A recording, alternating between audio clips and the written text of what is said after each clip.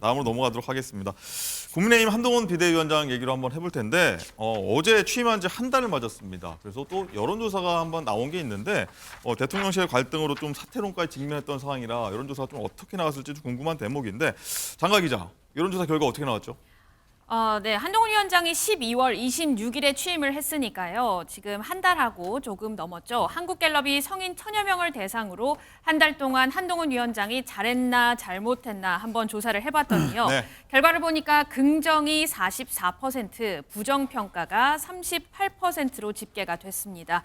이번 조사는 윤 대통령과 한동훈 위원장의 갈등 이후에 조사가 된 거기 때문에 이에 대한 평가도 함께 반영이 된 것으로 볼 수 있습니다. 또 국민의힘 지지층을 대상으로도 조사를 해봤더니요.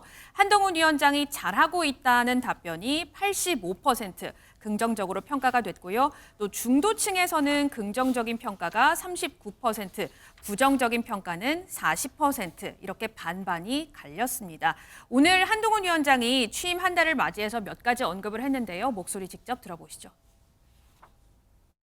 취임 한 달 되셨는데 지지율을 보면 대통령 지지율과 디커플링 되고 있다는 지적이 좀 나오잖아요. 저는 국민의 평가를 평가하는 사람이 아니고 국민한테 평가를 받는 사람입니다. 제가 더 잘하겠습니다. 그런데 당 지지율 자체는 그렇게 생각보다 많이 오르지 않는다는 지적도 마찬가지로 나오고 있는 것 같아요. 역시 마찬가지로 저는 국민들로부터 평가를 받는 사람이지 국민들이 어떻게 평가하시는 것에 대해서 분석하거나 평가하는 사람은 아닙니다. 한 달 후에 간다니. 제가 한 달 됐다는 거를 언론 보고 알았거든요. 한 달을 하루같이 나름대로는 최선을 다했습니다만 많이 부족했던 것 같습니다. 남은 70여 일도 하루처럼 열심히 해보겠습니다. 네, 여론조사가 어느 정도 긍정적으로 나왔기 때문에 좀 평가를 얘기했더니 평가를 받는 사람이다 하고 말을 아끼는 모습인데 일단은 서정욱 변호사님 여론조사 보면은 6%포인트 격차로 이제 한동훈 한 달 평가가 좀 후하게 많이 나왔습니다. 당정 갈등이 있던 시기였는데 어떻게 보면 뭐라고 할까요? 한동훈 위원장한테 굉장히 유세한 국면인 것 같은데 굉장히 긍정적으로 바라보고 있는 것 같습니다. 지금 이제 그 윤석열 대통령과 한동훈 위원장 사이에 상당히 그 갈등이 있은 건 사실이에요. 예. 약속 대련은 아닙니다.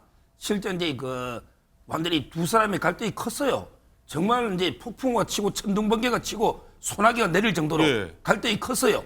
근데 그렇게 소나기나 천둥번개 벼락이 칠 정도인데 오히려 이제 우후 지실 비가 온 후에 땅이 더 굳어져 버린 거예요. 네. 우후 지실 비 온 뒤에 땅이 더 굳어진다.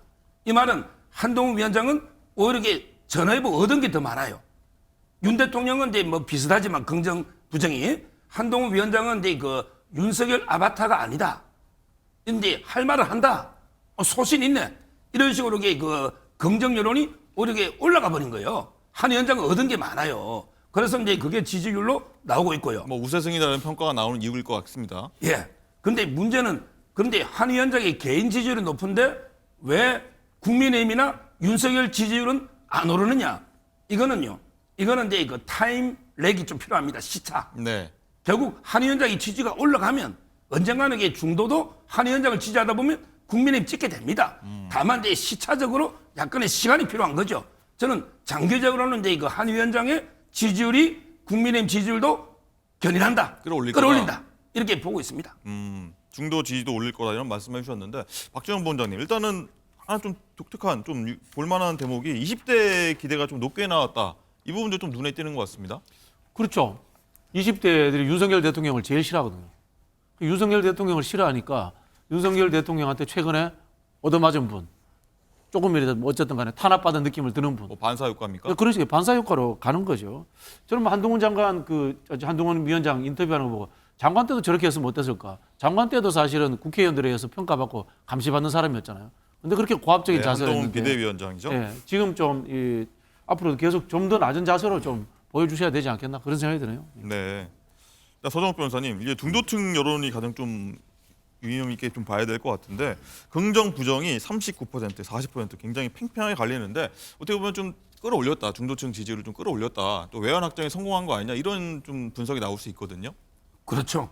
바로 이제 여론으로 이제 증빙이 되잖아요. 상당히 팽팽하다는 거는 이제 그 외연을 확장했다. 네. 이렇게 볼 수 있는 거고요.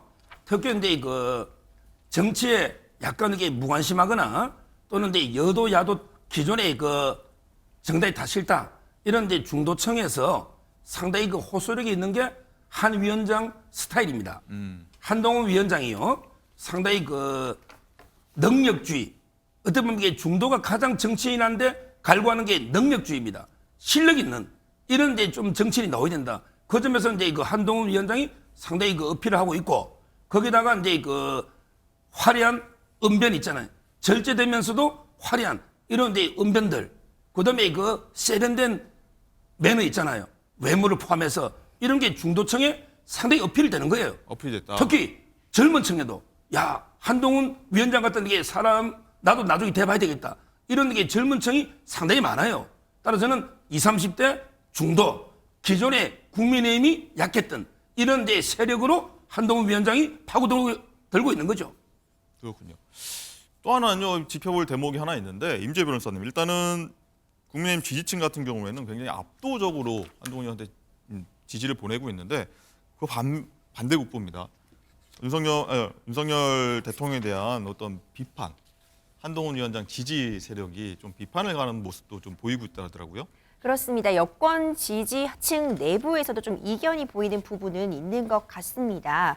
이제 이 한동훈 위원장에 대한 기대감이 커지고 있는 만큼 특히 한동훈 위원장을 지금 지지하고 있는 그런 온라인 팬덤 상에서 좀 나오고 있는 이야기이기 때문에 네. 모든 국민의 의견을 대변하는 것은 아니겠지만요. 그렇죠. 어떤 온라인상 팬덤의 그 리스크들을 보자면 뭐 김건희 여사 리스크, 뭐 사천 논란 등으로 지금 윤 대통령과 갈등을 빚고 있는 이 상황에서 오히려 한 위원장의 지지율이 고공행진하고 있다는 그런 내용의 기사 같은 것들이 온라인상에 공유가 되면서 이 게시글을 작성한 사람의 이제 댓글들 보면은요, 윤 대통령 너무 이제 한동훈 위원장을 비판하지 말라. 오히려 이런 갈등을 부추기는 것이 더 문제가 되고 있다. 이런 식으로 얘기가 나오고 있습니다. 네. 요즘 아시안컵 보시는 분들 많은데 재미있는 또 비유가 있었어요. 축구죠? 네, 축구죠. 이 축구에서 지금 이 윤 대통령을 좀 성적이 저조한 국가대표팀 감독으로 비유를 하고요. 한 위원장을 긴급 투입된 수석 코치에 비유했습니다. 오. 그러면서 지금 잘 안 되고 있는 이 팀 심폐소생술하려면 이 수석 코치와 그리고 국가대표 간에는 갈등이 있을 수밖에 없다. 이런 얘기가 좀 나오기도 했거든요. 그러면서 수석 코치 얘기도 좀 귀를 기울여야 된다. 이런 주장이 또 온라인상에 나오기도 했습니다. 이런 글을 두고서는 좀 총선을 앞두고선 내부에 이렇게 편가르기를 하는 거 옳지 않다. 또 이런 반박글도 올라왔지만 윤 전 대통령도 얘기에 좀 귀 기울여야 된다. 이런 얘기들이 온라인상에서 지금 팽팽하게 오고 가고 있습니다. 네. 뭐 일견 뭐 쉽게 다가올 수 있는 비유인 것 같긴 합니다. 축구 비유가요. 자, 그 이어서 질문 드리자면 윤석열 대통령 지지율은 아까 서정욱 변호사 잠깐 말씀해 주셨지만 소폭 좀 하락했거든요. 한동훈 위원장 어떤 갈등 이후에 나온 거라고 좀 볼 수 있을 것 같은데 어떻게 봐야 될까요? 갈등이 좀 반영됐다고 봐야 될까요? 그렇습니다. 이제 한동훈 위원장의 지지율은 상대적으로 조금 오른 반면 이 당 지지율도 횡보를 하고 있고요. 윤석열 대통령에 대한 지지율이 소폭 하락한 부분은 확인할 수 있습니다. 소폭 하락해서 지금 36.2% 정도 이전에 비해서 직전 조사 결과에 비해 0.6% 정도 하락한 걸 확인할 수 있는데요. 아무래도 이제 한동훈 비대위원장과의 어떤 갈등이 부각된 이후에 이제 제시가 된 그런 수치다 보니까 이 부분이 영향을 끼친 것 아니냐 하는 얘기가 나오고는 있습니다. 그런데 지금 윤석열 대통령의 지지율이 한 4주 연속으로 30% 중반대를 횡보하고 있고 좀 유의미한 차이를 보이고 있지는 않다는 또 평가도 있기 때문에 네. 섣불리 예단하기는 어렵지만요. 이제 이런 부분에 대해서 이제 지지율에 반영된 것이 아니냐, 이 갈등이 오히려 소폭 윤석열 대통령의 지지율을 하락시킨 것은 아니냐는 얘기는 나오고 있습니다. 그렇군요. 그럼 방금 전에 나온 속보가요. 한동훈 비대위원장하고 윤석열 대통령이 오찬 회동을 하기로 했다. 하기로 했다. 이런 소식까지 나왔기 때문에 뭐 일단 디커플링 현상 계속 얘기하고 있는데 어떻게 좀 둘이 좀 만나면서 뭐 일단 갈등이 1차적으로 봉합됐다고 하는데 또 한편에서도 그냥 덮었다. 일단 덮었다는 얘기는 많이 나오는데 서정욱 변호사님 일단은 두 명이 만남으로써 뭐 디커플링 현상을 좀 극복하는 계기가 될 수 있을지 어떻게 보십니까? 지금 이제 자꾸 이게 두 분 사이를 이간질하려는 이런 데 세력들이 많아요. 계속 이제 윤 대통령을 비판하면서 한동훈 위원장을 축켜 올려서 어떻게든 이렇게 이간질하면 시켜보자, 갈라놓자 이런 이제 세력이 있는데요. 제가 비유를 해보면요, 뭐 축구에 뭐 아까 감독하고 뭐 수석 코치 이런 게 안 맞고요. 네, 방금 조금 잠시 말씀드리지만 오늘이라고 합니다. 오늘 용산에서 비공개 오찬을 둘이 한다 이런 얘기까지 한번 드리겠습니다. 그러면 이제 그 어떻게 비유가 맞냐? 옛날에 왜 유비가 제갈량을 이제 그 삼고초려에 왔잖아요. 그때 유비가 한 말이 있어요. 제갈량과 나는 물과 물고기다. 네. 이걸 이제 한자로 수어지교 예. 이런 데 표현을 썼잖아요. 바로 이제 윤석열 대통령이 물이라면 한동훈 위원장이 물고기입니다. 어허. 이 말은 이게 물을 떠나서 물고기는 바로 말라 죽어요. 윤석열 대통령의 지지 없으면요. 한동훈 위원장이나 물고기가 어디 헤엄치고 다닐 데가 없습니다. 이 말은 이제 둘은 운명 공동체고 동지고 원팀이다.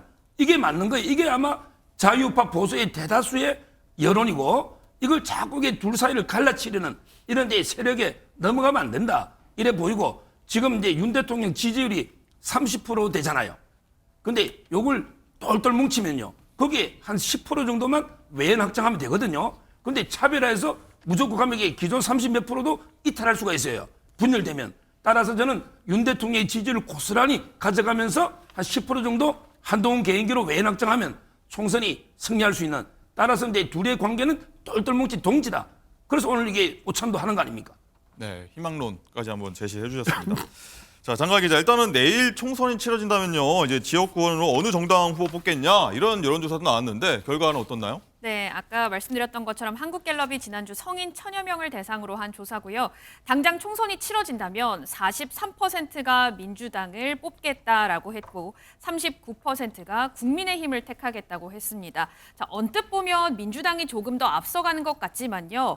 국민의힘의 상승세를 주목해 볼 필요가 있습니다. 네. 한 달 전에 조사했던 것과 비교해서 국민의힘은 선호도가 6%포인트나 올랐습니다. 양당의 지지율 격차는 오차 범위 내인 4%포인트까지 좁혀졌습니다. 또 스윙보터 역할을 하는 충청권을 한번 살펴보면요. 충청권에서는 민주당이 강세를 보이긴 했지만 국민의힘을 뽑겠다는 지지층이 지난 조사보다 훌쩍 상승한 점도 함께 확인할 수 있습니다. 또 정부나 여당 심판론은 한 달 전보다 5%포인트 감소를 했고요. 민주당의 의회 독주 심판론은 3%포인트 증가했습니다. 임재 변호사님, 네. 이것도 한번 짧게 한번 보겠습니다. 이재명 대표와의 어떤 차기 대선 양자구도 이 결과는 어떻게 나왔나요? 이재명 대표와 한동훈 비대위원장 2명을 놓고서 이제 선호도를 조사해 봤더니요. 이재명 대표를 지지하겠다는 쪽이 45%, 한동훈 비대위원장이 42%. 사실 오차 범위 내의 초박빙이라고 볼 수 그러네요. 있는데요. 또 좀 주목할 만한 지점이요. 다른 인물을 찍겠다는 대답은 3%에 불과했고 지지하는 후보가 없다는 8% 정도 응답을 했거든요. 이렇게 분석하다 보면 이 2명 양강 구도로 좀 굳혀지고 있는 형국이 아닌가 이런 판단이 가능하게 하고요. 예측할 수 있겠지만 이제 민주당 지지층이 강한 30대, 50대 이호표층에서는 이재명 후보에 대한 지지율이 훨씬 높았고 그에 반해 60대 이상에서는 한동훈 위원장에 대한 지지가 훨씬 높았습니다. 20대에서는 이 대표와 한 위원장 모두 비슷한 정도의 지지를 받고 있거든요. 이런 부분도 좀 주목해 볼 만한 포인트가 될 것 같습니다. 네. 자, 장관 기자, 이런 가운데서 여론조사는 좀 별개로 다가오는 공천에서 이제 당정 갈등이 다시 이제 수면 위로 오를 수 있다. 2차전에 갈 수도 있다. 이른바 윤한 2차전 얘기인데 한 위원장이 어떤 2차 시험대가 될 거다. 이런 좀 분석들이 나오고 있어요. 그렇습니다. 한동훈 위원장이 공천관리위원장은 아니지만 어쨌든 한동훈 위원장의 최종 도장이 찍혀야 하지 않습니까? 한동훈 위원장도 공천을 직접 챙기겠다 이렇게 언급하기도 했고요. 그렇다면 현재 대통령실 출마자 그리고 정부 차출 인사, 친윤계, 친한계 또 영입 인사를 어떤 식으로 공정하게 공천을 줄 것인지 이 부분이 2차 시험대가 될 것이다. 이런 분석이 나오고 있습니다. 네, 장관 기자 잘 설명해 주셨는데 서정욱 변호사님, 이 총선 공천 국면에서 이제 다시 한번 2차전이 벌어질 수 있다. 뭐 아까 계속 봉합을 굉장히 많이 말씀하셨는데 이 부분은 어떻게 보십니까? 뇌관이 될 수 있다는 부분? 뭐 저는 이제 그 더 큰 갈등이 올 수도 있어요. 더 큰 이제 비가 내릴 수도 있단 말이에요. 근데 모든 갈등을요 자꾸 이제 부정적으로 볼 필요는 없어요. 왜냐 갈등을 이제 어떻게 풀어 나가느냐에 따라서는 이제 그 창조적 효율적으로 생산적인 갈등도 있습니다. 오히려 이제 갈등을 잘 풀어 나가면 전화위복이 되는 이런 이제 경우도 있거든요. 네. 저는 공천 갈등은 이제 어떻게 푸느냐? 바로 이제 원칙과 정교한 시스템 공천, 시스템에 의한 원칙 공천 이걸로 이제 갈등을 풀 수 있다 봐요. 지금 대표적으로 이제 전략공천 아니겠습니까? 전략공천을 최대 50개까지 하는데, 네. 근데 예를 들어 뭐 정교하게 3번 이상 패했던 지역이라든지 여론조사가 얼마 차이 난다든지 이런 데 원칙을 아주 구체적으로 정하고 있거든요. 그 원칙에 맞게 공천하자. 이러면 이제 갈등이 있을 게 없잖아요. 저는 정교하게 시스템 공천으로 충분히 갈등을 돌파할 수 있다. 네. 이렇게 저는 보고 있습니다. 정교한 시스템 공천으로 가야 한다. 그런데 박재현 원장님, 거기 중에서도 또 하나가 윤한 갈등에서 나온 이제 공천 문제 아니겠습니까? 윤한 갈등 촉발된 문제가 일단 윤 대통령을 민주당에서는요 선거법 위반으로 좀 고발하겠다는 입장이에요. 이제 공천에 개입하면 안 되죠. 대통령이. 사실 박근혜 대통령이 탄핵되는 과정에서 실형 2년이 선고됐던 게 당의 공천에 개입했기 때문에 그게 선고됐던 거거든요. 지금 비슷한 행위를 했잖아요. 그리고 한동훈 비대위원장이 본인 보고 사퇴하라는 의사가 분명히 전달되었다라는 이야기를 했지 않습니까? 이게 이제 헌법 8조 2항에 있는 정당한 민주적으로 운영돼야 된다라는 헌법 위반 사항이 될 수 있기 때문에 고발한 것이 아닌가 이런 생각이 들고요. 지금 남은 부분은 두 가지인 것 같아요. 제가 봤을 때 갈등의 핵심은 하나는 결국은 김건희 특검하고 디올백. 이걸 또 계속해서 언론이 물을 거란 말이에요. 그리고 또 야당도 이걸 또 집요하게 이야기할 겁니다. 한동훈 비대위원장한테. 그걸 당신이 공정하게 처리해야지. 살아있는 권력한테도 대항해야지 이렇게 물을 거고요. 두 번째는 우리 서정욱 변호사 이야기한 것처럼 지금 용대실이나 새롭게 국회의원이 아닌 사람들이 친윤이라는 이름으로 달고 지금 국회의원이 되려고 들어왔을 때 경선하면 이길 수 있을까요? 제가 봤을 때 쉽지 않을 거예요. 현역 기득권들한테. 그럼 현역 기득권들을 어떤 비정상적 방법으로 해서 잘라내려고 한다. 그러면 그때 가서는 윤한 갈등이 다시 생길 수밖에 없죠. 한동훈 비대위원장 입장에서는 지금 중진들을 본인이 손에 피를 묻혀가지고 적대시할 필요가 없잖아요. 근데 대통령실 입장은 다르거든요. 알겠습니다. 서정욱 변호사 여기서 대해서 이게 선거법 위반 얘기가 나오고 있는데 이게 되는 겁니까? 어떤 겁니까? 지금 이제 대통령이 뭐 김경률을 공천하지 말라고 했습니까? 그거 아니잖아요. 원칙과 시스템에 따라서 이제 그 해라는 거 이게 왜 불법입니까? 대통령도 이제 수석 당원입니다. 예를 들어 이제 대통령이 불법이 되려면요 이런 거죠. 예를 들어 이제 송철호 당선이 내 30년 지기 소원이다.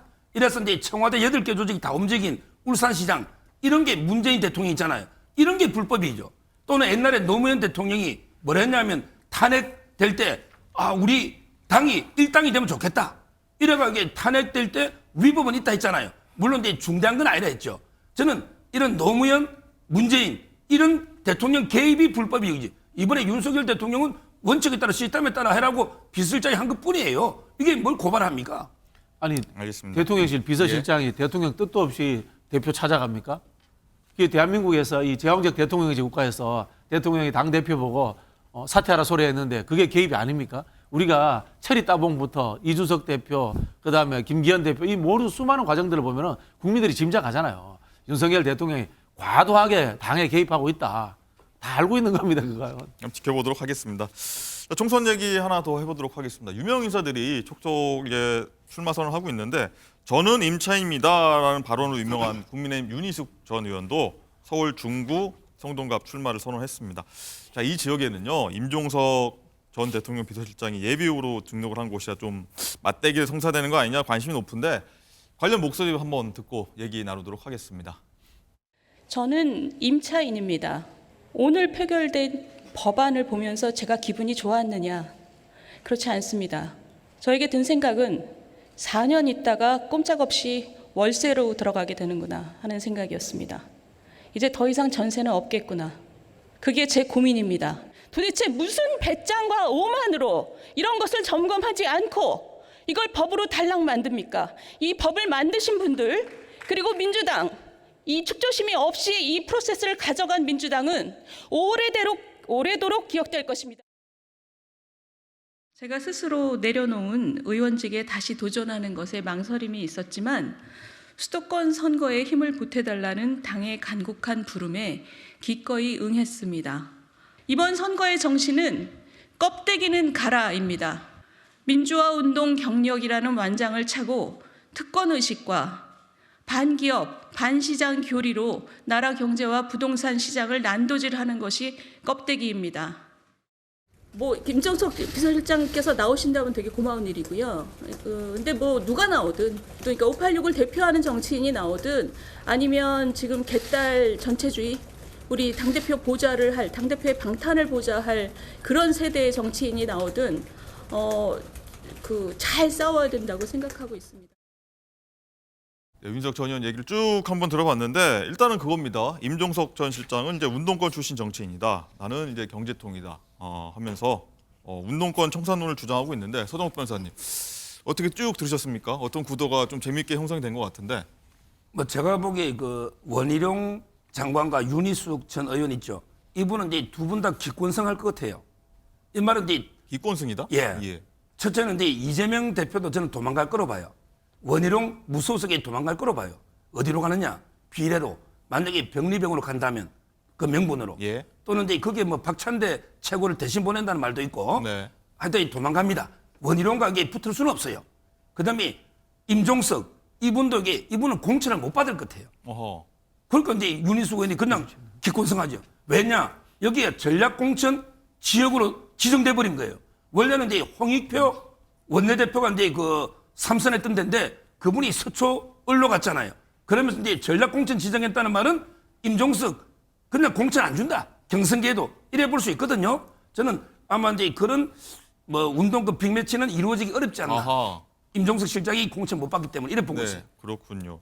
그리고 조금 전에 임종석 전 비서실장이 윤희석 전 의원의 어떤 도전장이라고 할까요? 여기에 대해서 화답을 했는데 조금 전에 나온 얘기 한번 들어보겠습니다. 기자회견을 못 본 상태에서 제가 국민의힘 후보군 중에서는 실력 있고 좋은 분이 오는 것 같다. 네. 민주당도 긴장해야 되겠다. 하고 덕담을 해드렸는데 좋은 끝나고 평가를 보니까 해주셨네요. 잔뜩 욕을 해놓으셨더라고요. 예, 껍데기라고 지금 하셨는데. 글쎄요, 뭐 공부도 많이 하시고 실력 있는 분 같아요. 근데 여의도 정치를 들어오면 항상 경계를 해야 할 게 있습니다. 귤화위지, 귤이 탱자가 된다는 거죠. 예. 이 저격수 유혹에 빠져들기 쉽습니다. 그런데 우리 윤희숙 후보님 일단 공천을 받게 되신다면 제가 환영하고 오시면 탱자가 되지 않으시도록 같이 노력하십시다. 예. 쭉 듣다 보면 좀 비슷한 최근의 일이 좀 떠오릅니다. 김경률 비상대책위원장도 운동권 출신의 정청래 위원하고 맞붙겠다 이런 얘기를 했었는데 박지원 부원장님 어떻게 보십니까? 최근에 이런 얘기 나옵니다. 야권 운동권 텃밭에 한동훈표 킬러 공천이 본격화됐다.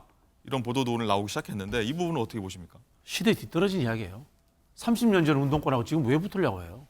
생각을 해보면은. 저는 이게 성립이 안 된다고 보는데 우리 이제 윤희숙 전 의원님이 임차인입니다. 알고 보니까 임대인이기도 하더라고요.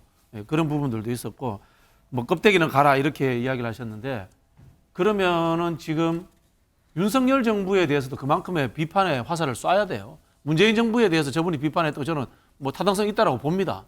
그러면은 윤석열 대통령이 떡볶이 먹는데 재벌들 동원하고 그거는 경제 살리기에 도움됩니까?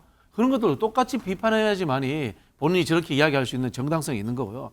30년 전 운동권들이 지금도 운동권으로서 살고 있으면 그게 아닙니다. 현재 정치인으로 살고 있는 거고요.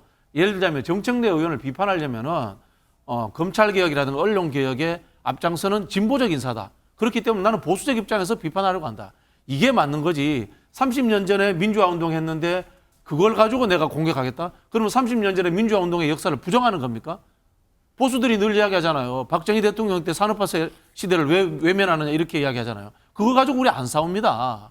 제발 현재를 가지고 싸워주실 것을 부탁을 드리고요. 현재를 가지고 싸우시려면 그 비판의 잣대를 지금 검찰 독재라고 하는 윤석열 정부에게도 똑같이 들이대면서 민주당을 비판하실 것을 제가 부탁을 드리겠습니다. 알겠습니다. 예.